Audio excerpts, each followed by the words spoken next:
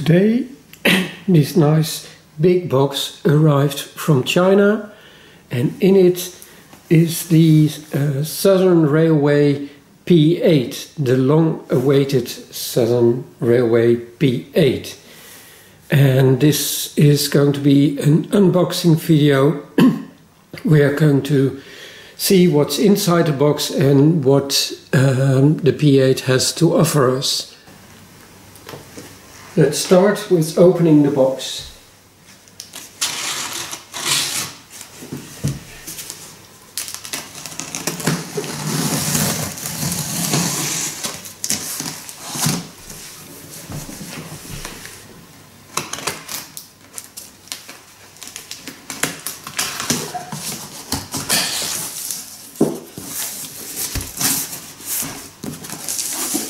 And in the box there's another box, very well packed.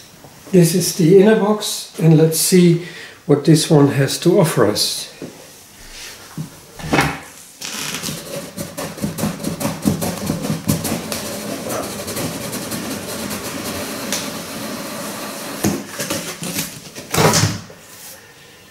The instruction booklet, always handy. And in there is the locomotive, the tender, and a sack with bits and pieces. I already recognize the whistle. Okay, let's go through it bit by bit. Let's start with the manual. It comes in a plastic bag. I'll take it out. We'll see.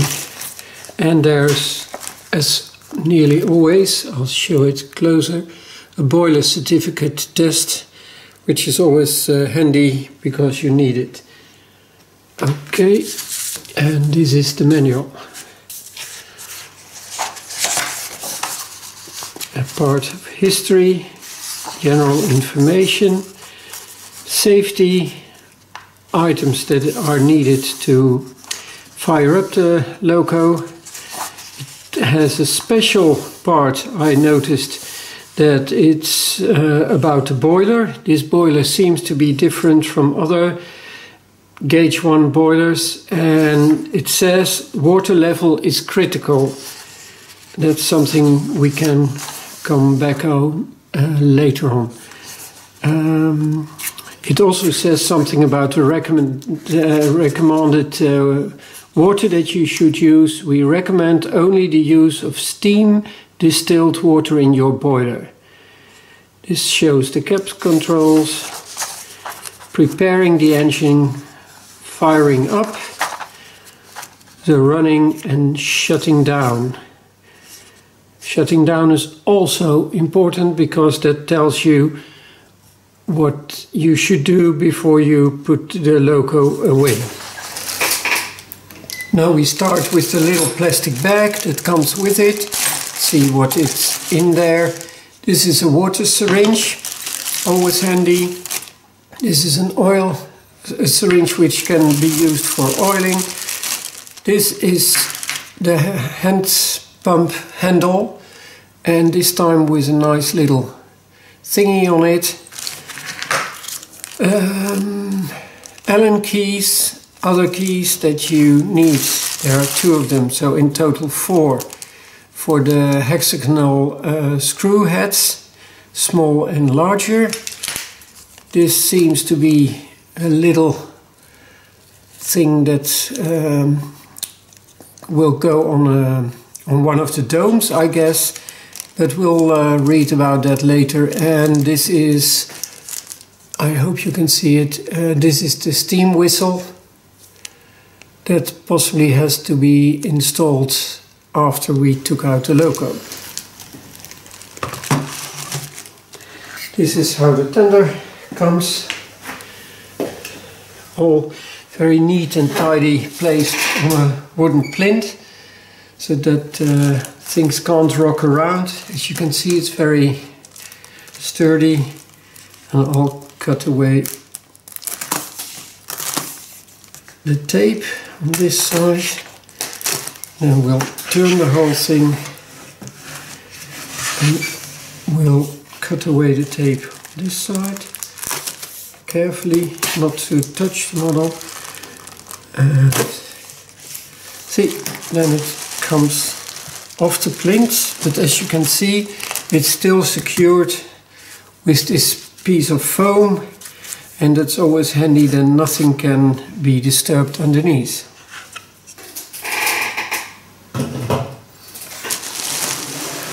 Okay, let's move on unpacking this.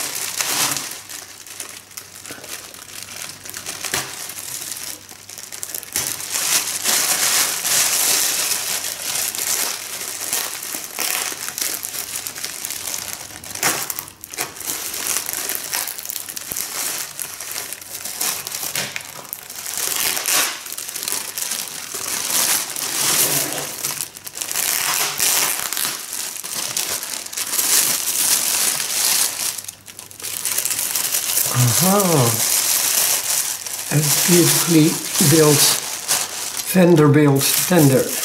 I'll lift it out of the paper stuff.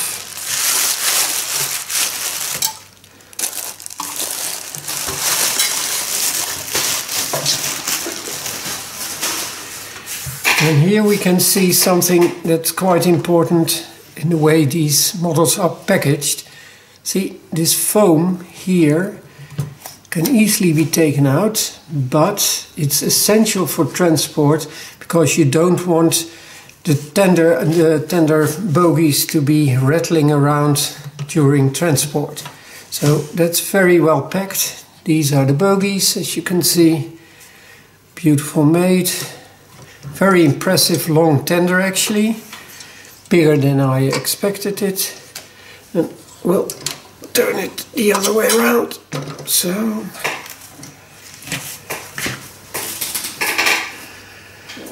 what do we have here? I'll presume that this will take off. Yes. So you can lift off the whole thing here, and inside here there is the hand pump and also the end of the bypass tube. So when the bypass will be open, you can see water coming back into here, and maybe you can see it, maybe not, but it's a stainless steel tank inside, so no rust can appear there. I'll put this back on again. So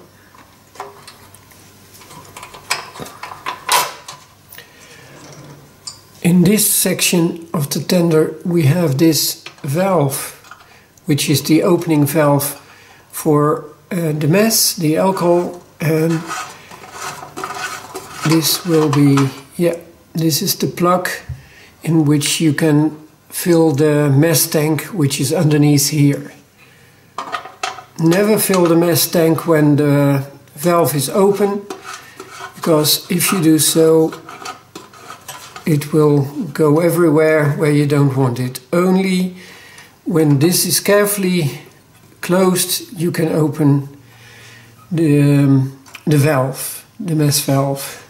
There are 3 tubes sticking out. This tube is the return tube for water. This is the the tube connecting the tank with the locomotive under pressure. That's why this coupling is there. And this tube is the alcohol tube that brings straight to the alcohol burner, which we will see later on. As one can see, it's a very nice and delicate made model. Beautifully finished, crisp text on it. Yeah, looks impressive. The next thing on the table is the locomotive itself. It's a bit bigger, as one can see. Also strongly strapped to the wooden plinth, which is essential for transport. We'll cut away the tape here as well, as we did with the tender. And this one and this one.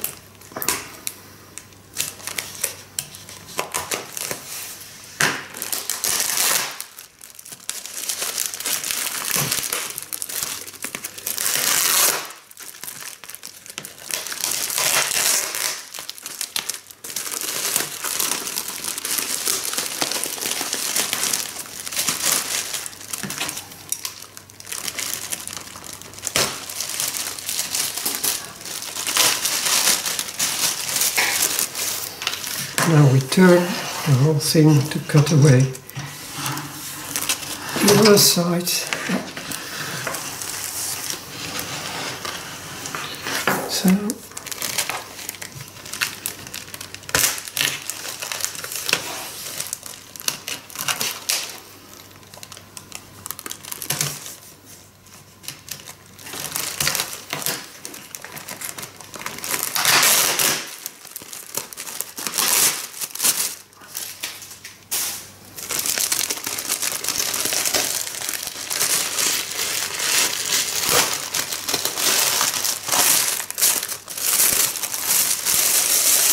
and here we have the logo. Let's take these things off. This one, and I lift the logo. I'll try to get it on the table.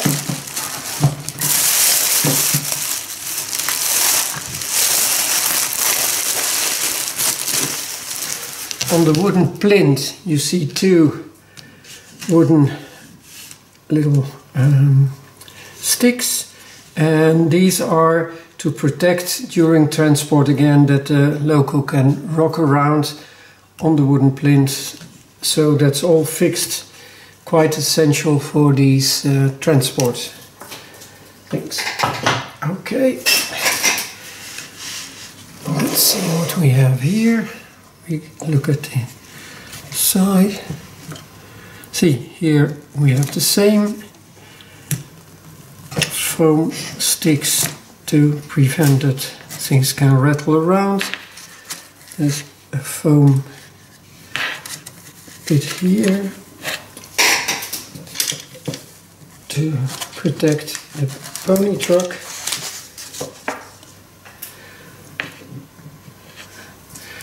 Looks like a nice bulky big logo.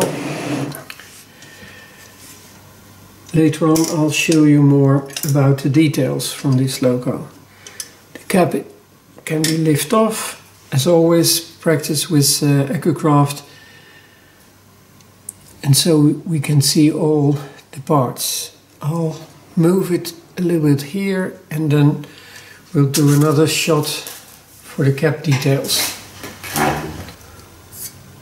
Once more we take the cap off so that I can show you some of the details. This is the connection with the water gauge, and as they did practice with the Accucraft radial tank, they've made a little bracket behind it that takes care that you can have a better look on the water level. I noticed it already on the radial tank, and that was a big improvement. Here we have the regulator. Here we have the blower. It's a little one. What do we see more? I'll do another angle with the camera to show you the other details. Now we will have a closer look to the inside of the cap from the back. Let's see. I think this is it. So, what do we have here? What we could see from above: the water gauge here, pressure gauge, the main valve for the steam, steam regulator, and this is the valve for the blower. We also have a little door handle here which opens the door so that you can light it from here and you can check the fire in this case. And there's also a valve here which opens, and that's if you want to blow down the water gauge if you don't trust how the water level is. Yes. Here we have, I think, the bypass. Yes, this is the bypass, and here with this thing the return tube is connected. So when the bypass is closed, nothing goes back. When you open it, the water comes back here. And if we lift this one, here we see the high pressure water connection. So when you pump, then it's coming in here. And this is the alcohol burner connection.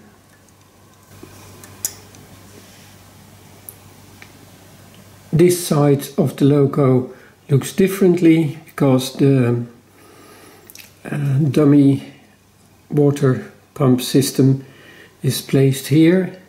If I zoom out, you have an impression. And here we have a close-up from the front of the loco, and what comes to springs to my mind instantly is that you can't open the door, which you can with electric fired locos, but in this case you can't, because that's essential to maintain the draft with the blower through the chimney from the back of the boiler. And if you make this one available for opening, then the draft will be less. That's one of the reasons why they made this not an opening feature. What we see here underneath is the cylinder drain cocks. See, this means open when it's down, and when it's up, it's closed. This is always what we use when we start the locomotive, so that it can spit out its water before once the cylinders are heated up, then you can close them. It's something that you can see in lots of my videos. As per instruction, we are going to place now the whistle on the steam dome, and this is one of the tools that comes with it. Very handy to unscrew these kind of hexagonal screws, as you can see. And then you lift it off, put in the whistle from this side, or turn it in.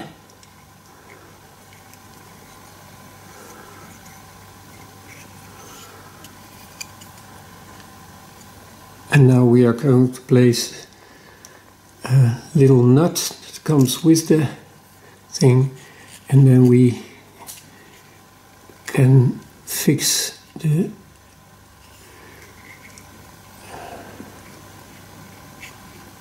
whistle and prevent that it's going to turn over. Yeah. Here we can see clearly the three parts that needs to be connected. This one, and the pipe from the generator. And here at the end of this unboxing we have the loco in its full glory, in the full length. As you can see, it's quite a substantial beast. In our next video we hope to fire her up on our indoor track and see what she has to deliver on the track itself as under steam, under full live steam.